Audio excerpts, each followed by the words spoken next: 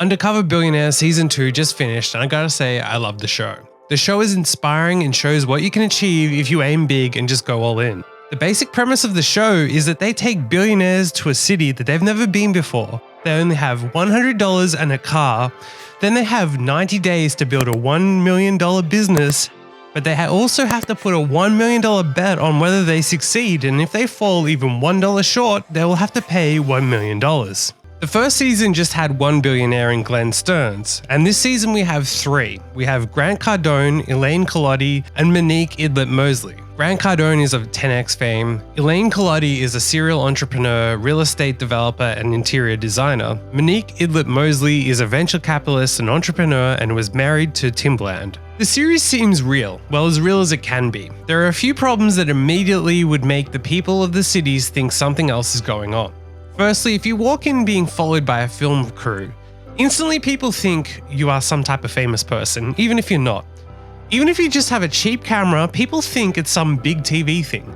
I know because I've filmed stuff where it's completely unprofessional when we were clearly young students with no idea what we were doing, and people still think it's some big deal. The next problem is the way you talk shows you know a lot about what you are talking about. Whether it be Monique talking about venture capital, or Grant talking about real estate deals, or Elaine enjoying expensive exercise equipment at one point, it's obvious they know much more about business and the rich life rather than the people they are trying to claim that they are. To be honest, there's no way to avoid that though, so it's just what it is.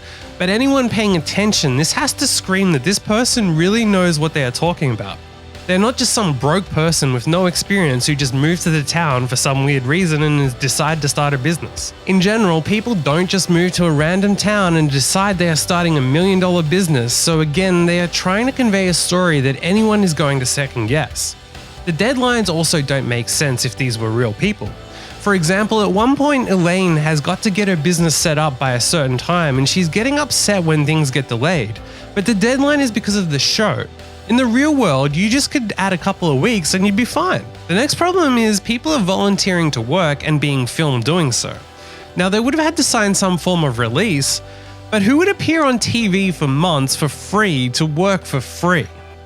Anywhere they go, they have to get film clearances, so people know in advance it's a TV show. So it's kind of hard to pretend that this entrepreneur who's just decided to come to this city for no reason, who has no experience, is now setting up a $1 million business being followed by a film crew, and that all makes sense. At one point, Grant Cardone meets Anquan, a former NFL player, and Grant says at one point that he can pick that there's something up because Lewis Curtis, who Grant Cardone is claiming to be, is no one.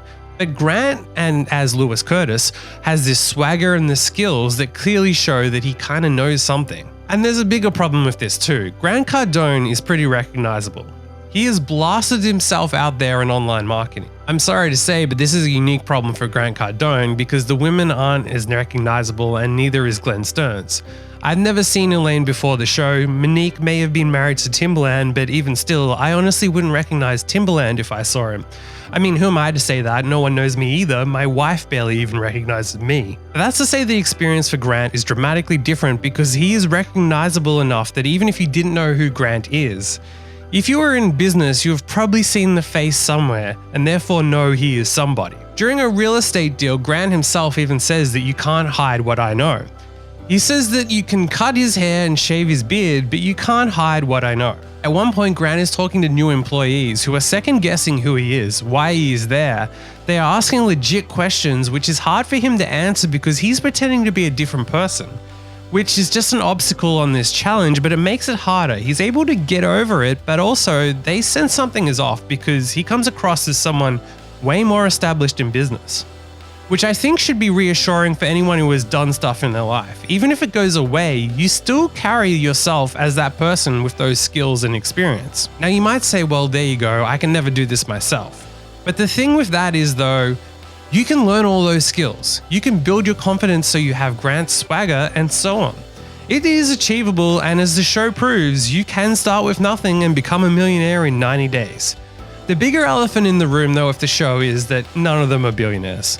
They're all rich and successful, but billionaire is a different level. Another big problem with this experiment is that they do have a safety net.